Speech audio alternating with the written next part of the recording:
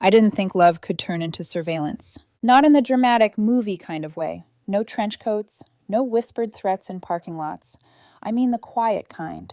The kind that slips under your skin while you're just living your life. Until one day you realize someone has been watching you breathe. It started with a piece of plastic smaller than my palm. I was under the hood of William's classic Mustang, grease on my knuckles, sweat at my hairline, doing my best to prove I belonged in Elliot's world. Elliot, 35, gentle voice, expensive taste, the kind of man who says, "We'll figure it out," and somehow makes you believe it. His mother, Elizabeth, never believed in me. She smiled the way people smile when they're already judging. She'd look at my boots, my hands, my job at my uncle's garage like those things were stains I should apologize for. So that afternoon, when I saw the device strapped beneath the car, hard, clean, professional, I felt my stomach drop before my mind could catch up. "What is that?" I asked, holding it up. William's face drained of color.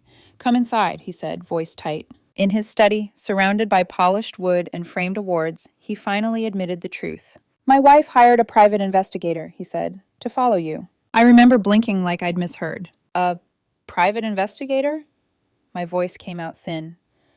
"To follow me because I'm dating your son?" William didn't meet my eyes. "She thinks you're a gold digger." I laughed once. Sharp, wrong. "That's funny," I said, "because I pay my own rent. I buy my own groceries. I fix motorcycles for a living." What exactly was she hoping to find? Me robbing a bank between oil changes? The worst part wasn't even the tracker. It was what it meant.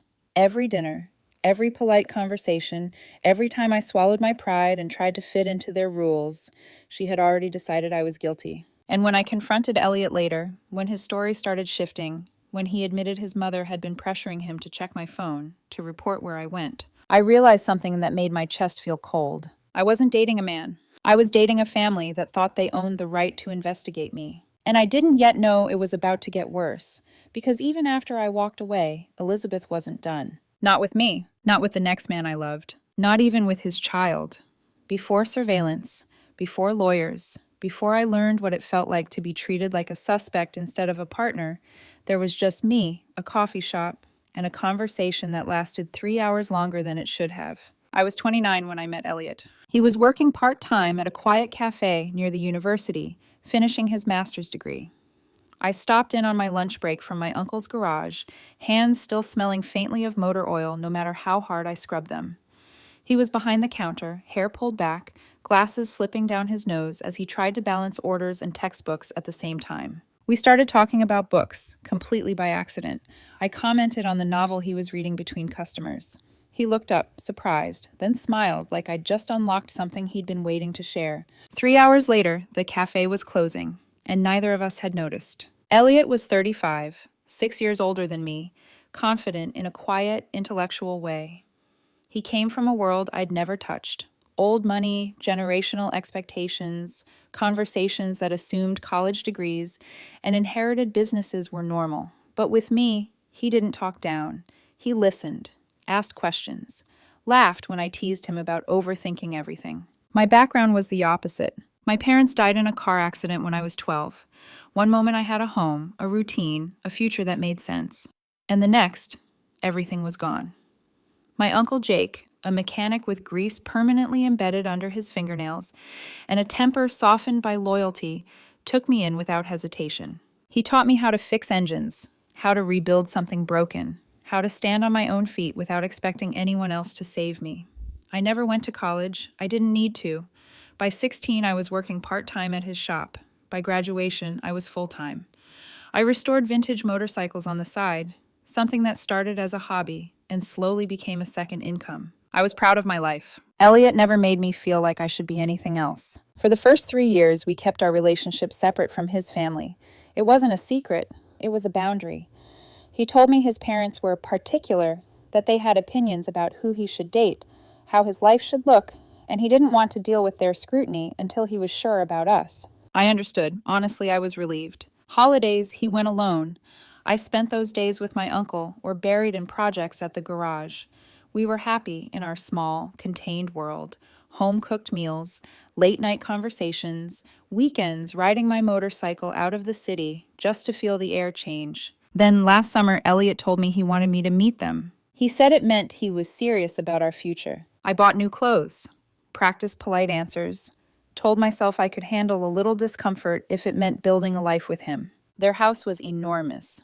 Marble floors, gated driveway, walls lined with art that looked like it belonged in museums. Elizabeth, his mother, answered the door in pearls, an address that probably cost more than my monthly rent. She looked me up and down before shaking my hand. His father, William, was more welcoming, curious, analytical, asking about my work, my plans. At dinner, Elizabeth stayed quiet, watching. When I mentioned my uncle was a mechanic, something in her expression shifted, subtle but sharp. After we left, Elliot said they liked me, but I could already feel it. Something was off. And I didn't yet understand that while I was trying to prove I belonged, Elizabeth had already started building a case against me. At first, nothing obviously went wrong. That was the most dangerous part. After that first dinner, Elliot said his parents just needed time, that Elizabeth was traditional, cautious, protective in a way that came from love, not malice. I wanted to believe that. I needed to believe it, because the alternative, that she had already judged me unworthy, was too heavy to carry this early. So I tried harder. I started joining their Sunday dinners, dressed a little nicer than usual, watched my language, smoothed the rough edges I'd never had to hide before. Elizabeth remained polite but distant, like a hostess tolerating a guest she hadn't invited. Her comments were never outright insults. They were observations. She'd glance at my jacket and say, "That must be comfortable for working with your hands." She'd ask about my future plans in a tone that suggested the present wasn't good enough. If I complimented the food, she'd mention how expensive the ingredients were. If I offered to help with dishes, she'd smile thinly and say the china was too delicate. Every sentence landed softly. Every implication cut just a little. William, on the other hand, was easy. He loved talking about cars, about restoration work, about the Mustang collecting dust in his garage. When I offered to help get it running again, his eyes lit up in a way that felt genuine. For the first time, I thought I might have an ally. Elizabeth didn't like that. I could feel it in the way she watched us talk, in the way she redirected conversations, in how she brought up Elliot's exes, men with impressive resumes, degrees from prestigious schools, last names that meant something in their social circles. Elliot noticed the tension too. He started checking his phone more often during dinners, cutting conversations short, leaving early under the excuse of work or deadlines. When I asked him what was wrong, he hesitated, then said his mother had been calling a lot. "She's just worried," he said. "She thinks you might get hurt if things don't work out." That didn't make sense. I wasn't the one being protected here. A few weeks later, Elliot admitted the truth, or at least part of it.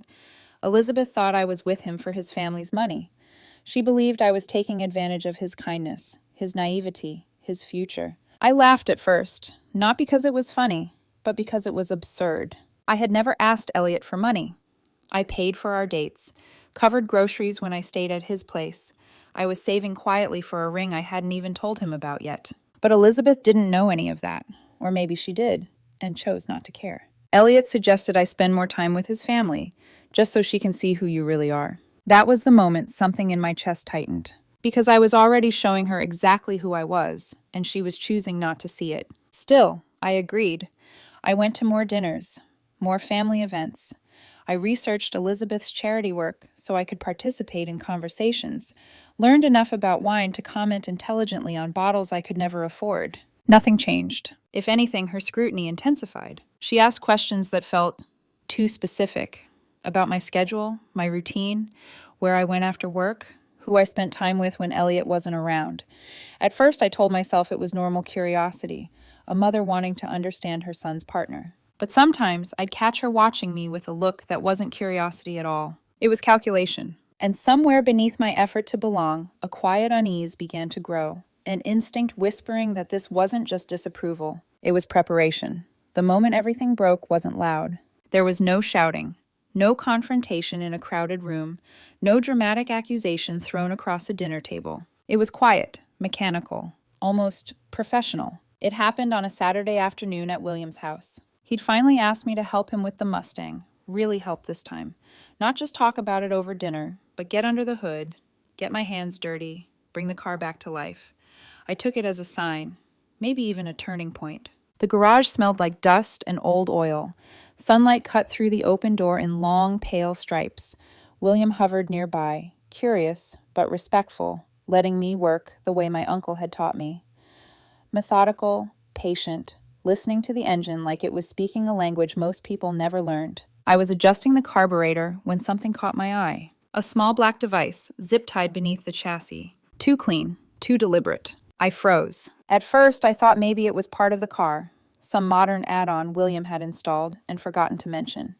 But the longer I stared at it, the more wrong it felt. The casing was sealed, industrial.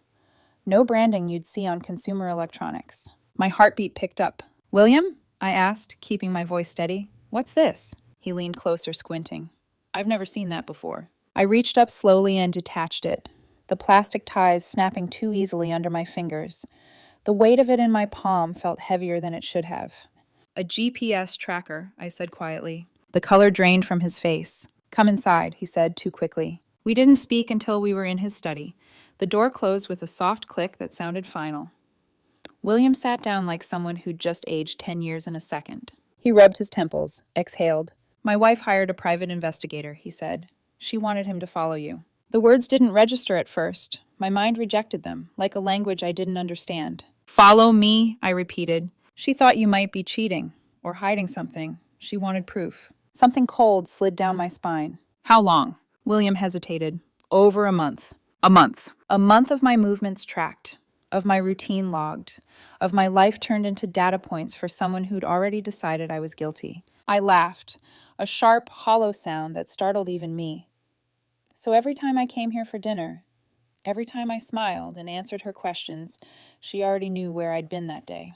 William didn't deny it. He apologized, over and over, said he'd only found out recently, said he'd argued with Elizabeth, told her it was wrong, invasive, unacceptable. Promised he'd make her call off the investigator immediately. But it didn't matter. The damage was done. I drove straight to my uncle's garage after that, my hands shaking on the steering wheel. I told him everything. He swore, loudly, offered to call the police. I talked him down, not because I didn't want justice, but because I was still trying to understand how my life had turned into this. That evening, Elliot came to my apartment. He was crying before he even spoke. He said he hadn't known about the tracker, that his father had just told him, that he was furious with his mother, that he'd confronted her. But when I asked him why her questions had gotten so specific, why she seemed to know details about my routine he'd never shared, his story started to shift. She'd asked him questions, he admitted. She'd pressured him to check my phone. She'd driven past my uncle's garage a few times. He said he thought it would blow over, that he didn't want to create conflict, that he was trying to manage both sides. That was the moment something inside me cracked. Because while I'd been bending myself into something acceptable, Elizabeth had been investigating me like a criminal, and Elliot had let me walk into that blind. I looked at him and realized I didn't feel safe. Not physically, emotionally. I told him I needed space, time, answers he didn't yet have. And as he left, I understood something terrifying and clear. Finding the tracker wasn't the betrayal. The betrayal was realizing how long it had taken for anyone to protect me. I didn't explode. That surprised even me. I didn't scream at Elliot. I didn't throw accusations or demand explanations he couldn't give. Instead, I went quiet in a way that felt dangerous. Like something deep inside me had gone still, conserving energy. Shock doesn't always look like chaos. Sometimes it looks like clarity, so sharp it hurts to breathe. For days after I found the tracker, I replayed everything in my head. Every dinner, every question Elizabeth asked that I'd brushed off as awkward curiosity. Every time Elliot had hesitated before answering me, eyes flicking away just long enough to plant doubt. I asked myself the question I hated most. What did I ignore because I wanted this to work? I remembered the way Elizabeth asked what time I usually closed the garage, the way she commented, casually, "You're very busy for someone without a fixed schedule." The way Elliot once asked, out of nowhere, if I'd ever considered changing my routines, just to simplify things. At the time, I'd thought it was about convenience. Now I wondered if it was about reporting. I tried to sleep, but my body wouldn't cooperate. Every sound outside my apartment felt amplified. A car door closing too softly. Footsteps that might not even be real. I hated myself for it, but I kept checking the windows, the locks, my phone. I wasn't afraid of being hurt. I was afraid of being observed. Elliot texted, then called, then showed up again, standing outside my door like someone waiting for permission to be forgiven. When I finally let him in, we sat on opposite ends of the couch, a physical distance that mirrored the emotional one. "I didn't know," he said again. "I swear." "I believe you," I replied. That startled him. "But," I continued, my voice steady, "you knew enough." He looked down. I asked him questions slowly, carefully, like I was dismantling something fragile. When did his mother start asking about my schedule? Why didn't he warn me when her behavior escalated? Why did he think it was acceptable for her to ask him to go through my phone, even if he'd said no? He said he thought he could manage it, that if he kept the peace, it wouldn't turn into something bigger. But it did, I said quietly, and I was the one standing in front of it. That's when he broke down. He said he'd grown up learning that conflict with his mother came at a cost: emotional withdrawal, guilt, cold silence that could last weeks. He said he'd spent his life smoothing things over, taking responsibility, making things easier for everyone else. "And I did that to you," he said. "I know I did." I didn't comfort him. Instead, I asked myself another hard question. If I stay, what does this teach him? Because love without protection isn't love, and understanding without boundaries is just another form of permission. I told him I needed time apart, not a dramatic breakup, not a promise of reconciliation. Space. He asked how long. "I don't know," I said, "and that scares you more than it scares me." When he left, the apartment felt lighter and lonelier at the same time. I went for a long ride on my motorcycle that night, the wind cutting through the noise in my head. For the first time in weeks, I felt like my thoughts were my own. Still, doubt crept in. I loved him.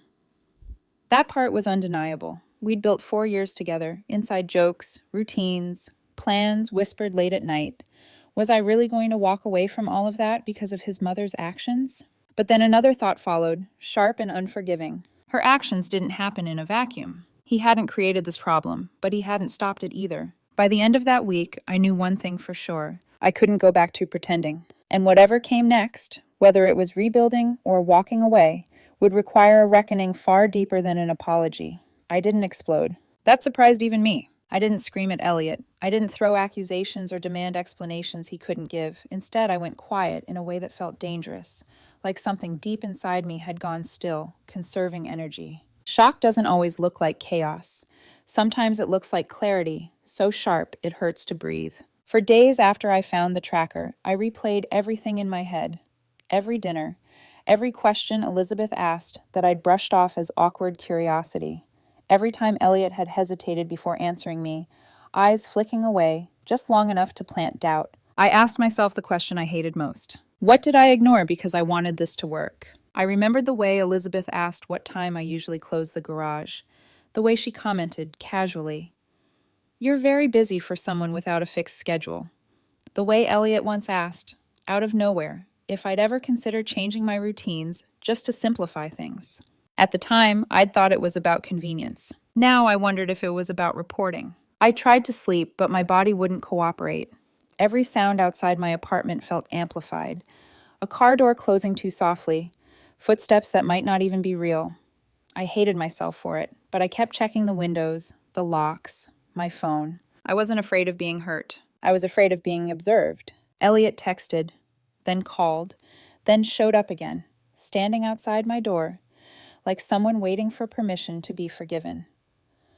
When I finally let him in, we sat on opposite ends of the couch, a physical distance that mirrored the emotional one. "I didn't know," he said again. "I swear." "I believe you," I replied. That startled him. "But," I continued, my voice steady, "you knew enough." He looked down. I asked him questions slowly, carefully, like I was dismantling something fragile. When did his mother start asking about my schedule? Why didn't he warn me when her behavior escalated? Why did he think it was acceptable for her to ask him to go through my phone, even if he'd said no? He said he thought he could manage it, that if he kept the peace, it wouldn't turn into something bigger. But it did, I said quietly, and I was the one standing in front of it. That's when he broke down. He said he'd grown up learning that conflict with his mother came at a cost: emotional withdrawal, guilt, cold silence that could last weeks. He said he'd spent his life smoothing things over, taking responsibility, making things easier for everyone else. "And I did that to you," he said. "I know I did." I didn't comfort him. Instead, I asked myself another hard question. If I stay, what does this teach him? Because love without protection isn't love, and understanding without boundaries is just another form of permission. I told him I needed time apart. Not a dramatic breakup, not a promise of reconciliation. Space. He asked how long. I don't know, I said. And that scares you more than it scares me. When he left, the apartment felt lighter and lonelier at the same time. I went for a long ride on my motorcycle that night, the wind cutting through the noise in my head. For the first time in weeks, I felt like my thoughts were my own. Still, doubt crept in. I loved him. That part was undeniable. We'd built 4 years together, inside jokes, routines, plans whispered late at night. Was I really going to walk away from all of that because of his mother's actions? But then another thought followed, sharp and unforgiving. Her actions didn't happen in a vacuum. He hadn't created the problem, but he hadn't stopped it either. By the end of that week, I knew one thing for sure. I couldn't go back to pretending.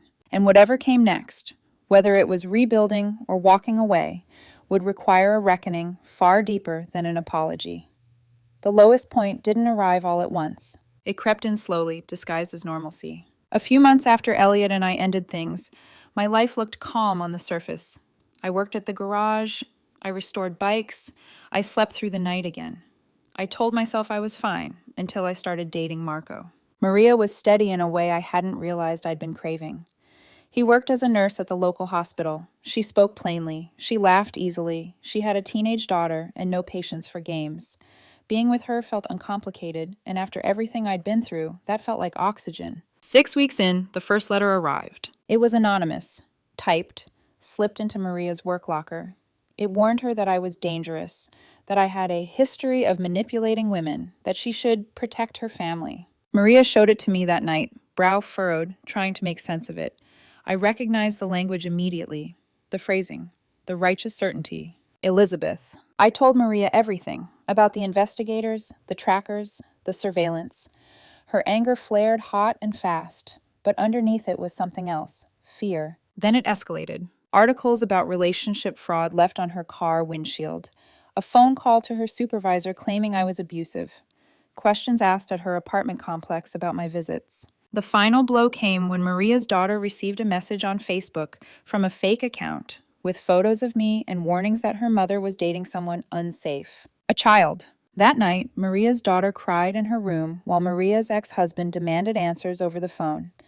I stood in the hallway listening, feeling like the walls were closing in. That was the moment I broke. Not loudly, not dramatically. I sat on the edge of the bed later, staring at my hands, realizing that no matter how far I walked away, Elizabeth followed. That my life, my relationships, my reputation could be invaded at any moment by someone who believed she was morally justified. I felt exposed, cornered. For the first time since this began, I wondered if I was actually safe. Sleep became shallow again. I started scanning parking lots, memorizing license plates. I hated what that did to me. The way it chipped away at my confidence, turned caution into anxiety. I thought about Elliot, about how much pressure he'd lived under his whole life, and then I thought about something darker. If I stay quiet, she learns this works. That realization hit harder than fear, because I wasn't just protecting myself anymore. I was protecting Maria, his daughter, anyone else who might get pulled into Elizabeth's obsession next. The next morning, I called a lawyer. He listened without interrupting as I laid everything out. Trackers, investigators, harassment, a child being contacted. When I finished, there was a pause. "This is stalking," he said plainly, "and it's serious." Hearing it named didn't bring relief. It brought weight. Legal action meant escalation, visibility, a line drawn in permanent ink. But doing nothing meant surrender. That afternoon, I sat in my uncle's garage, the smell of oil grounding me, and made the hardest decision of this entire ordeal. I was done absorbing damage quietly. I was done hoping she'd stop on her own. If Elizabeth wanted control, she was about to lose it. Publicly, legally, and permanently. Because the darkest moment isn't when someone hurts you. It's when you realize they won't stop unless you force them to. And I was finally ready to force it. Deciding to fight back didn't make me feel powerful at first. It made me feel exposed. Filing paperwork meant putting my life on record. Dates, addresses, screenshots, photographs, names. It meant turning months of unease into a timeline that someone else would judge for credibility. I hated that. I hated that the burden of proof rested on me, not on the woman who'd decided my life was hers to monitor. The lawyer was calm, methodical. He asked questions I hadn't wanted to think about. How often did the contact happen? Did the behavior escalate? Was a minor involved? When I answered the last one, his expression changed. "That strengthens your case," he said. "Significantly. I didn't feel relief, I felt anger. Because it should never take involving a child for someone to be taken seriously. Before filing for a restraining order, I did one thing the lawyer suggested, something that surprised me. Call her husband, he said. If he's truly been trying to stop this, he may help. And if he testifies, it changes everything. I hadn't spoken to William since the day I found the tracker. When I called his office, he picked up immediately. The moment I explained what was happening to Maria and her daughter, his voice broke. I thought it ended, he said. I swear to you, I thought it ended. It hadn't. Elizabeth had hidden her continued surveillance behind personal credit cards and a separate account he didn't monitor. She'd lied about money, about contact, about stopping. William told me things I hadn't known. That she'd been obsessed with Elliot's previous partners too, that she kept files, that this wasn't new behavior, it was just finally visible. I'll testify, he said. I'll pay your legal fees if you need it. I should have stopped this sooner. That call shifted something inside me. For months, Elizabeth had controlled the narrative. Concerned mother, protective intentions, moral high ground. But now the truth was stepping into the light from inside her own house. The restraining order was served to her at a charity luncheon. Publicly. According to William, she was livid, humiliated. She hired a lawyer immediately and tried to have it dismissed, claiming she was only protecting her daughter from harm. My lawyer didn't argue emotion. He argued evidence, trackers, investigators, harassment logs, anonymous letters, messages sent to a minor, IP addresses traced back to her devices. The judge didn't hesitate. The restraining order was granted, permanent, expansive, explicit. No contact with me, no contact with Maria or her daughter, no investigators, no third parties, no indirect harassment. For the first time in nearly a year, I felt my lungs fully expand. But Elizabeth wasn't finished. 2 weeks later, she violated the order. Fake accounts, messages to Marco's coworkers, more warnings, more lies. This time there was no debate. She was arrested, spent a night in jail. When I got the call from my lawyer, my hands shook, but not with fear. With certainty. Elizabeth accepted a plea deal, mandatory counseling, restitution, formal apologies, and a clause that mattered most to me. If she violated the order again, she would go to jail. No warnings, no negotiations. William filed for separation shortly after. He told me he couldn't live with someone who refused to respect legal boundaries or endangered other people's lives. He moved out. The family fractured, not because of me, but because the truth finally had consequences. That night, Maria held my hand and said something I didn't realize I needed to hear. You didn't cause this, she said. You ended it. And for the first time, I believed her. The silence afterward was almost unsettling. For months, my life had been noise, messages, threats wrapped in concern, the constant awareness of being watched.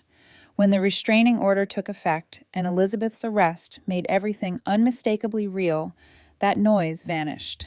No calls, no letters, no cars lingering where they shouldn't be. Just quiet. The fallout didn't land on me first. It landed on her. Elizabeth's reputation, carefully curated over decades of charity boards, country club lunches, and social influence, fractured almost overnight. Word spread fast in the circles she cared about most. Not the full story, but enough. Arrested, restraining order, harassment, court-mandated counseling. People stopped calling. Invitations dried up. Committees quietly replaced her. Friends avoided eye contact. She had spent months trying to control how others saw me, and in the end, she lost control of how they saw her. William's separation became public soon after. He didn't defend her actions, didn't soften them. When asked, he simply said, "There are boundaries you don't cross." She crossed them. That statement carried more weight than any accusation I could have made. Elliot reached out once, through an email that felt carefully composed and painfully restrained. He said he was sorry for everything, for not protecting me, for not stopping it sooner, for the damage his family had caused. I didn't respond, not because I was angry, because closure doesn't always require conversation. Maria, on the other hand, stood directly in the storm's aftermath and never wavered. She worked with hospital security to document the harassment, protected his daughter without hesitation. When the court required Elizabeth to write a formal apology, Maria read it once and folded it away without comment. "That's for the record," she said, "not for my heart." Her daughter stopped checking her phone nervously, laughed again, went back to being a teenager instead of someone pulled into an adult obsession she never asked for. And me? I returned to my life. The garage, the bikes, the steady rhythm of work that asked for skill, not justification. I stopped scanning parking lots, stopped second-guessing every unknown number. My shoulders relaxed in ways I hadn't noticed were tense. William kept his word. He testified, covered legal expenses, took responsibility in the only way that mattered, through action, not apology. He told me once, quietly, that Elizabeth had always believed control equaled love, that she'd never learned the difference. Counseling might help, or it might not. That's no longer your burden, he said. He was right. Elizabeth's plea deal ensured consequences without spectacle. No revenge, no public shaming orchestrated by me. Just accountability, delivered by systems designed for exactly this kind of behavior. And that mattered, because I didn't want to destroy her. I wanted her to stop. The family fallout continued without my involvement. Relatives chose sides. Stories were re-examined.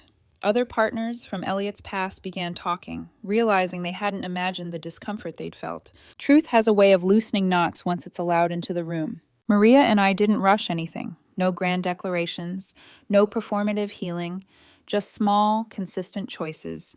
Dinners, walks, conversations about trust that didn't feel theoretical anymore. One night, as we sat on the couch, Maria asked me something simple. "Do you feel safe now?" I thought about it, then nodded. "Yes," I said, "I really do." And that was the quiet victory I hadn't known to hope for. Healing didn't arrive like a revelation. There was no single morning where I woke up and thought, "It's over. I'm fine now." Instead, it showed up in small, ordinary moments. In the way I stopped flinching when my phone buzzed. In how Maria's daughter laughed freely again, unafraid of strangers watching from the edges.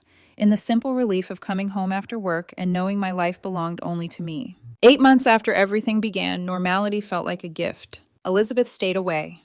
The counseling continued. The restraining order remained in place. Solid, unbroken. William's divorce moved forward quietly, without drama or commentary from me. Elliot faded into the past where he belonged, not as a villain, but as a lesson I carried with me. Maria and I talked about moving in together when her lease expired. Nothing rushed, nothing forced, just a shared understanding that peace mattered more than passion built on instability. And when I looked back at who I'd been at the beginning of this story, a woman bending herself into something acceptable, explaining her worth, tolerating discomfort because it was easier than confrontation, I barely recognized her. What I learned was simple, but not easy. Love that demands silence is not love. Family that invades instead of protects is not family. And boundaries are not cruelty. They are clarity. I also learned that walking away doesn't mean you lost. Sometimes it means you finally chose yourself. I don't hate Elizabeth. I don't even think about her much anymore. Whatever she's working through now is hers to face, not mine to fix. My life is quieter, smaller in some ways, but it's honest and safe, and built on mutual respect instead of suspicion. That's enough. Not a fairy tale, not a perfect ending. Just two people living without fear. And after everything, I wouldn't trade that for anything. The story ends here,